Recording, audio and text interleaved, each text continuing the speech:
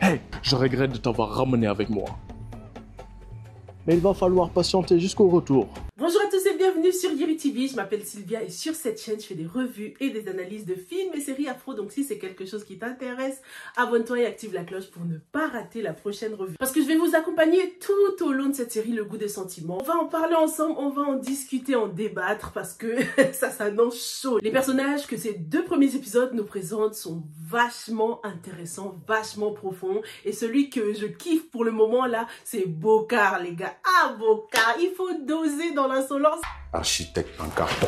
Non, Bokar, il est trop impoli. On va parler de lui, de ses différentes facettes dans cette vidéo. Mais avant de plonger dans le vif du sujet, là, j'ai trop hâte. Mais il faut d'abord que je vous fasse un petit jeu concours pour bien démarrer quand même. Est-ce que vous avez la soif de gagner, les gars? Si vous avez la soif de gagner, c'est que ce jeu concours est pour vous. En collaboration avec Diarra Service, je vais vous offrir 600, et oui, 600 sachets d'eau pure, d'eau fraîche à boire. Vous savez bien que ce type d'eau se vend en pack, donc ce sera l'équivalent de 20 packs d'eau fraîche comme ça les gars, profitez-en.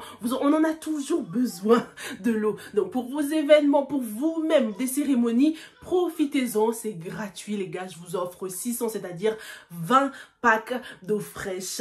Participez, n'hésitez pas à participer, surtout si vous habitez à Bamako. Si vous êtes à Bamako, on vous livre ça directement chez vous. Ça va tellement vous servir. Vous n'allez pas acheter de l'eau potable pendant un très bon moment. Pour participer les gars, très easy comme d'habitude. J'essaie toujours de faire des questions simples pour que le maximum de personnes puissent participer. Donc répondez à cette question facile. Comment s'appelle la sœur de Yerim? Vous savez qui c'est Yerim? Je sais qu'on est au début, on n'a pas forcément encore bien retenu tous les prénoms des personnages, mais Yerim quand même, c'est l'acteur principal. On ne nous a pas encore montré toute sa famille, mais par rapport à ces deux épisodes-là, vous pouvez déjà me dire qui est sa sœur. Dites-moi vite dans les commentaires, c'est trop facile. Et bien évidemment, je vous dirai le nom du gagnant dans la prochaine revue.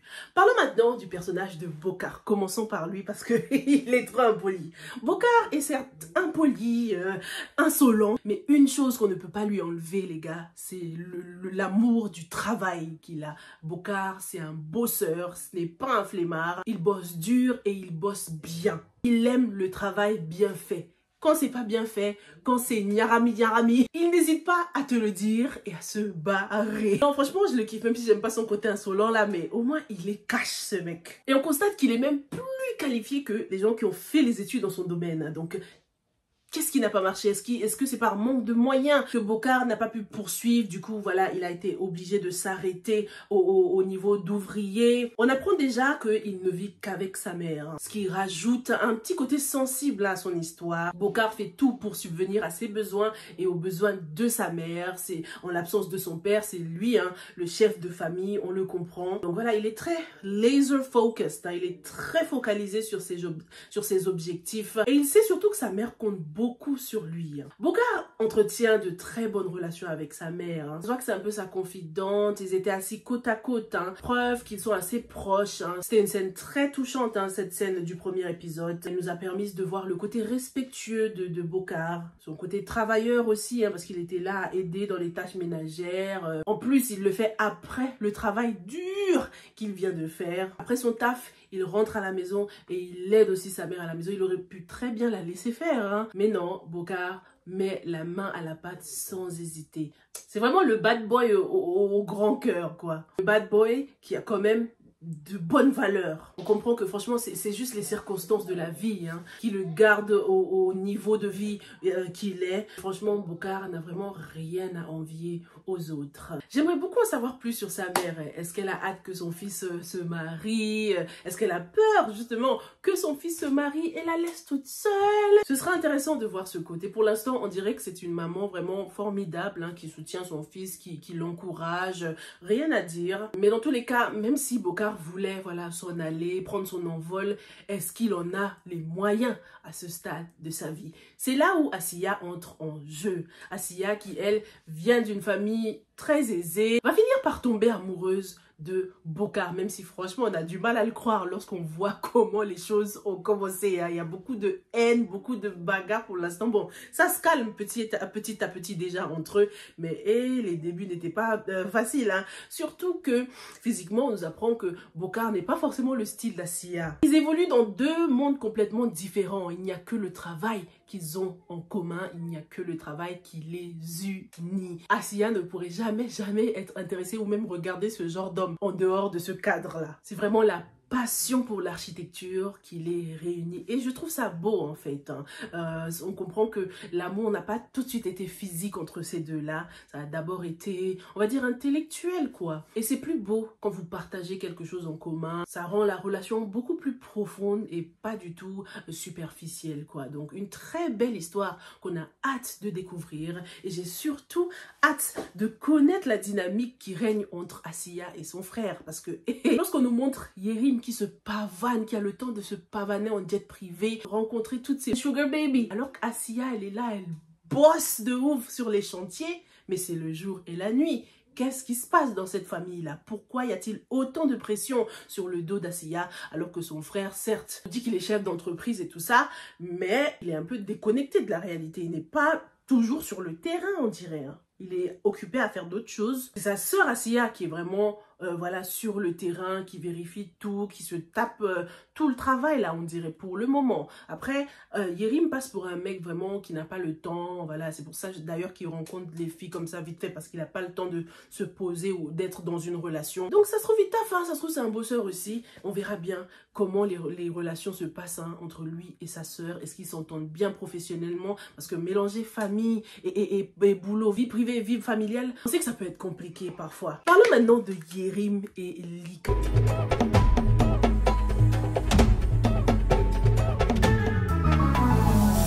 Les gars, il faut absolument que vous compreniez bien cette histoire, compreniez bien pourquoi Néné et Lika ont été invités chez Yerim pendant cette soirée. Je vais vous lire une petite synopsis pour que vous compreniez bien la genèse des choses. Vous comprenez bien comment est-ce qu'on en est arrivé là. La signature d'un contrat pour que Lika accompagne Yerim à Bamako. Lika est une très belle jeune femme venue à Dakar pour terminer ses études de marketing. Loin de son pays, le Mali, loin de ses parents et de son petit frère qui vivent dans un village, elle souhaite réussir pour leur offrir une meilleure vie. C'est son souhait le plus cher, mais les temps sont durs. Allier études et petit boulot n'est pas facile. Digne, avec plein de valeurs, Lika se bat chaque jour dans un monde rempli de tentations pour des femmes jeunes et jolies comme elle. Ah, franchement, elle est trop belle, Lika. Oh, j'aime trop le casting. Dès la bande-annonce, là, j'ai accroché Lika et Yerim. Ils sont trop beaux. Ça, franchement, ça, c'est la clé de la réussite hein, pour un film de sentiments comme ça, là. Si les acteurs principaux sont pas, voilà, beaux gosses, là, ça peut pas passer. Hein. Donc, je trouve que Lika et Yerim sont trop, franchement, bravo, Yeta, pour ce casting. Yeta, là, pourquoi vous aimez nous faire ça, franchement? Vous savez combien de temps on a attendu cette série? Non, c'était trop long. La prochaine fois, faut pas annoncer aussitôt. Ah non, j'avais tellement hâte que cette série commence. Je guettais à chaque fois qu'il y avait une publication. Puis j'allais liker. Oh, non, c'était trop long. L'attente fut longue, mais franchement, on est tellement satisfaits. Moi, j'ai kiffé ces 2 premiers épisodes-là. On continue. Elle ne veut pas suivre le comportement négatif de sa meilleure amie, Néné, qui aime la vie facile. Néné n'aime pas les études. Pour elle, c'est une perte de temps. Ce qu'elle désire, c'est de se faire entretenir, comme tant d'autres femmes qui ont cette folie de grandeur. C'est très bien représenté ça par contre, on l'a tout de suite vu, hein, que Néné, elle aime le bling bling. Elle voulait que Yerim la choisisse, elle, pour vivre voilà, cette vida loca, cette vie où elle est entretenue comme ça financièrement, on l'a compris. La jalousie entre ces deux-là a déjà commencé, enfin entre ces deux, c'est Néné qui est jalouse surtout, hein, sa jalousie a déjà commencé. Donc voilà, ça a été, je pense que vous l'avez bien compris, que Néné est jalouse de Lika. Mais je voulais revenir sur le côté études, hein, parce qu'on nous a pas forcément montré qu'elles étaient étudiantes. Donc elles sont étudiantes à Dakar, d'accord les gars? Cependant, un jour, Lika cède, influencée par Néné qui n'a jamais cessé de lui parler de l'avantage qu'elle peut tirer d'une relation particulière et consentie. C'est de se faire entretenir par un sugar daddy. c'est le moyen le plus facile de vivre dans le luxe, d'avoir de l'aide financière, de payer ses études et son appartement. Même si on n'est pas entré dans ce thème-là, la série nous effleure un peu les difficultés que certains étudiants peuvent avoir hein, lorsqu'ils sont en dehors de leur pays, lorsqu'ils étudient à l'étranger. Donc certaines peuvent tomber dans la facilité comme ça, hein, se faire entretenir par un sugar daddy. Les deux femmes s'inscrivent sur le même site et trouvent un sugar daddy qu'elles partagent ensemble. Au début, ce n'est pas trop difficile. Leur sugar daddy leur demande seulement de se prendre en photo dans des tenues sexy. En contrepartie, elles reçoivent de l'argent et bénéficient d'autres avantages. Au début, rien de trop difficile. Tu te mets en tenue, tu reçois de l'argent. Voilà, ils n'avaient même jamais rencontré le sugar daddy. Sauf qu'un jour, elles sont invitées, chose qu'on a vue dans ces premiers épisodes. Un soir, Lika et Néné se font inviter à une soirée organisée par le sugar daddy. Ce dernier veut choisir une fille, celle qui l'accompagnera pendant 1 mois à Bamako. Lors de cette soirée, Lika et Néné découvrent le vrai sugar daddy. C'est un gentleman qui s'appelle Yerim Fofana, un sénégalo-malien. Il est séduisant, mais d'une arrogance inouïe. Et en plus, attendez, on s'arrête pas. Ah, l'arrogance, là, on l'a vu. J'étais choquée. Il a fait attendre Lika 2 heures dans ce salon. Mais Lika, il fallait te lever et partir. Elle était sur le point de partir. D'accord, mais tu ne veux pas attendre 2 heures. 2 heures dans le salon. Et en plus, on lui offre même pas à boire, rien. Yerim, tu es imbu de ta personne, hein. Et en plus, c'est le sugar daddy de toutes les filles qui sont dans la salle. Non mais Yerim, ton argent n'a pas de... T'es aussi riche que tu peux entretenir toutes ces filles dans la salle. Oh, non, c'est incroyable, hein. Elles sont toutes folles de lui, sauf Lika. Elle ne supporte pas son insolence, on l'a bien vu. Lika n'a pas aimé leurs premiers instants de tête-à-tête. Yerim et elle se sont échangés des mots durs et déplaisants. Yerim garde aussi les mêmes ressentis sur elle. Il la trouve têtue, impolie, insolente. Yerim n'aime pas les filles qui lui tiennent tête. Et il a souvent une certaine manière de leur montrer. Vous avez tous les mêmes tarifs. Lâche maman. En plus, il parle tellement mal. Tu parles comme ça à ta mère ou pas? Ta mère qui a du caractère là, on va voir. Yerim choisit Lika pour l'accompagner à Bamako. Elle refuse et il la menace de tout lui prendre si elle n'accepte pas de venir avec lui. Encore une fois, Néné intervient pour que Lika accepte la proposition de Yerim. Un contrat unique lie les deux jeunes femmes. Alors, si Lika perd ses avantages, Néné perd tout aussi. Bah ouais, c'est pour ça que Lika est obligée d'accepter pour que Néné... comment on va l'appeler celle-là? Néné, la gold digger, on va trouver un surnom pour elle. Pour que Néné continue à recevoir ses avantages. Néné ne veut plus vivre sans ses beaux cadeaux, l'argent et l'appartement. Bah oui, parce que l'appartement dans lequel elles sont est payé par Yerim. Du coup, c'est pour ça qu'on en est là aujourd'hui. Lika finit par accepter à contre-cœur de suivre Yerim à Bamako. C'est pour ça qu'elle est fâchée comme jamais. Elle s'est sacrifiée un peu pour sa copine. J'espère qu'avec cette petite synopsis, vous comprenez un peu mieux la dynamique qui règne entre ces deux personnages et comment on en est arrivé là. Lika, c'est une sugar baby. Vous avez tous les mêmes tarifs. Et on dirait que c'est vraiment sa copine qui l'a influencé à faire tout ça. J'aimerais bien savoir comment elles se sont rencontrées. Est-ce que Néné, c'est une amie d'enfance, c'est sa meilleure amie, mais depuis quand? Maintenant que Lika et Yerim sont à Bamako là pendant 1 mois, les gars, on va voir comment ça va se passer. En tout cas, sa maison est très belle, franchement, rien à dire. Yerim, le luxe, l'argent, on a compris, tu l'as. Parlons maintenant de Biram et Aïcha. La foudre vient de s'abattre sur Aïcha qui vivait une histoire d'amour idéale avec son Biram. Ses parents l'obligent à épouser ce vieillard donc qui est le meilleur ami de son père et devenir la 3e femme de ce papy-là. Les parents comme ça, franchement, je les souhaite à personne. Ils s'en foutent du bonheur de leur enfant. Ils s'en foutent de savoir si elle aime quelqu'un d'autre. Ils sont dans le matériel. Ils veulent qu'elle soit 3e épouse parce que ce vieillard a énormément d'argent. Mais parlons un peu de Biram là.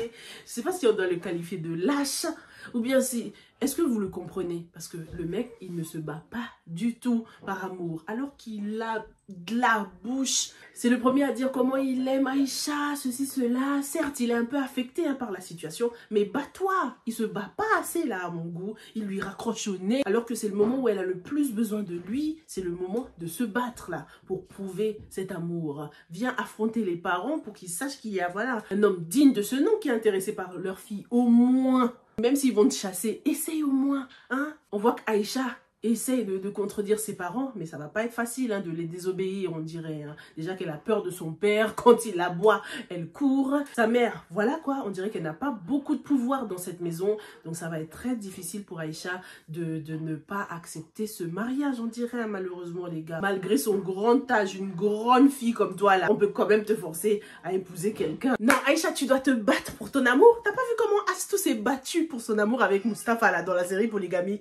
Mais voilà les gars, malheureusement, c'est la réalité hein, parfois. Certaines personnes ne peuvent pas contredire leurs parents. Aïcha a des rêves, hein, et pourtant, voilà, ses parents vont lui couper l'herbe sous le pied en lui donnant en mariage à cet homme qu'elle n'aime pas du tout. Ça m'a tué comment elle le saluait. C'est limite, il la dégoûte. Non mais est-ce que ses parents se rendent vraiment compte des choses là? En plus, on dirait qu'elle est leur unique enfant. Et son bonheur n'est pas du tout une priorité. Dites-moi ce que vous avez pensé de ces 2 premiers épisodes bien chic là. N'hésitez pas à participer pour gagner 600 paquets d'eau fraîche. Vous n'allez pas acheter de l'eau pendant un moment les gars. Si vous n'êtes pas à Bamako, si vous n'êtes pas au Mali, n'hésitez pas à jouer pour vos familles qui sont au Mali, vos connaissances, voilà. N'hésitez pas. Répondez à cette question simple à laquelle j'ai déjà répondu dans la revue hein, si vous avez bien écouté. Comment s'appelle la sœur de Yerim? Merci beaucoup d'avoir regardé cette revue. On se retrouve dans la prochaine. Est-ce que vous trouvez que Lika mérite d'être traitée comme Yerim la traite? En même temps, tu t'attends à quoi lorsque tu te présentes comme une sugar baby? C'est toi qui as voulu. Maintenant, faut assumer, Lika. On se retrouve dans la prochaine, les gars. Stay safe and stay blessed. Bye.